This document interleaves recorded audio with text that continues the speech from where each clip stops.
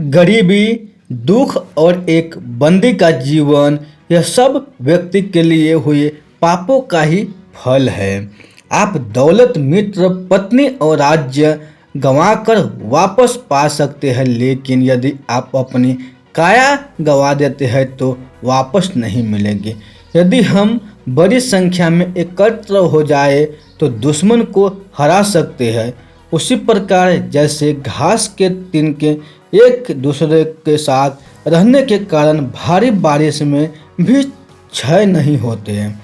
पानी पर तेल, एक कमीने आदमी को बताया हुआ राज, एक लायक व्यक्ति को दिया हुआ दान और एक बुद्धिमान व्यक्ति को पढ़ाया हुआ शास्त्र का ज्ञान अपने स्वभाव के कारण तेजी से फैलते हैं। वह व्यक्ति क्यों मुक्ति को नहीं पाएगा जो निम्नलिखित परिस्थितियों में जो उसके मन की अवस्था होती है उसे कायम रखता है। जब वह धर्म के अनुदेश को सुनता है, जब वह शमशान घाट में होता है, जब वह बीमार होता है। वह व्यक्ति क्यों पूर्णता नहीं हासिल करेगा जो पश्चाताप में जो मन की अवस्था होती है उसी अवस्था को काम करते वक्त बनाए रखेगा। हमें अभिमान नहीं होना चाहिए जब हम ये बातें करते हैं। परोपकार, आत्मसंयम, पराक्रम, शास्त्र का ज्ञान हासिल करना, विनम्रता, नीतिमत्ता, यह करते वक्त अभिमान करने की इसलिए ज़रूरत नहीं क्योंकि दुनिया बहुत कम दिखाई देने वाले दुर्लभ रत्नों से भरी पड़ी है। वह जो हमारे मन में रहता हमारे निकट है, हो सकता है कि वास्तव में वह हमसे बहुत दूर हो, लेकिन वह व्यक्ति जो हमारे निकट है लेकिन हमारे मन में नहीं है वह हमसे बहुत दूर है। यदि हम किसी से कुछ पाना चाहते हैं तो उससे ऐसे शब्द बोले जिससे वह प्रसन्न हो जाए। उसी प्रकार जैसे एक शिकारी मधुर गीत गाता है जब वह हिरन पर बाण चलाना चाहता है। जो व्यक्ति राजा से, अग्नि से, धर्म गुरु से और स्त्री से बहुत परिचय बढ़ाता है वह विनाश को प्राप्त होता है। जो व्यक्ति इनसे पूर्ण रूप से अलिप्त रहता है उसे अपना भला करने का कोई अवसर नहीं मिलता है।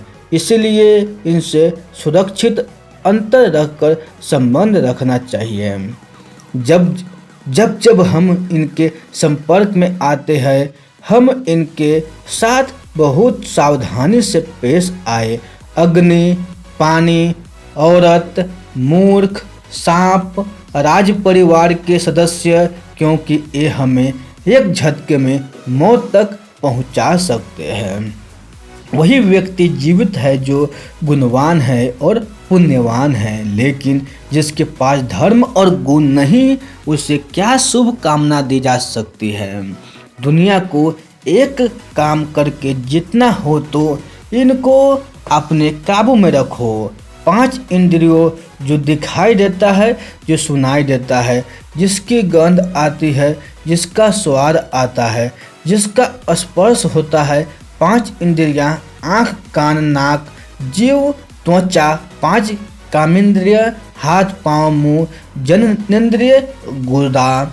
वही पंडित है जो वही बात बोलता है जो प्रसंग के अनुरूप हो, जो अपनी शक्ति के अनुरूप दूसरों की प्रेम से सेवा करता है, जिसे अपने क्रोध की मर्यादा का पता है। एक ही वस्तु देखने वाले की योग्यता के अनुरूप बिलग बिलग दिखाती है। तप करने वालों में वस्तु को देखकर कोई कमाना नहीं जगती।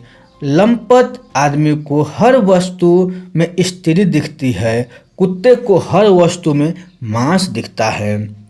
जो व्यक्ति बुद्धिमान है वह निम्नलिखित बातों किसी को न बताए। वह औषधि उसने कैसे बनाई जो अच्छा काम कर रही है। वह परोपकार जो उसने किया, उसके घरों के झगड़े, उसके पत्नी के साथ होने वाली व्यक्तिगत बातें, उसने जो ठीक से न पका हुआ खाना खाया, जो गालियाँ उसने सुनी, कोकिल तब तक मौन रहते हैं जब तक वो मिठा गाने की काबिलियत हासिल नहीं कर लेते और सबको आनंद नहीं पहुंचा सकते। हम निम्नलिखित बातों प्राप्त करें और उसे कायम रखें। हमें पुण्य कर्म के जो आशीर्वाद मिले, धन, अनाज, वो सब जो हमने हमारे आध्यात्मिक गुरु से सुने। कम पाई जाने वाली दवाइयाँ हम ऐसा नहीं करते हैं तो जीना मुश्किल हो जाएगा। कुसंग का त्याग करे और संत जानों से मेलजोल बढ़ाए। दिन और रात गुणों का संपादन करे, उस पर हमेशा चिंतन करे जो शाश्वत है और जो अनित्य है उसे भूल जाए।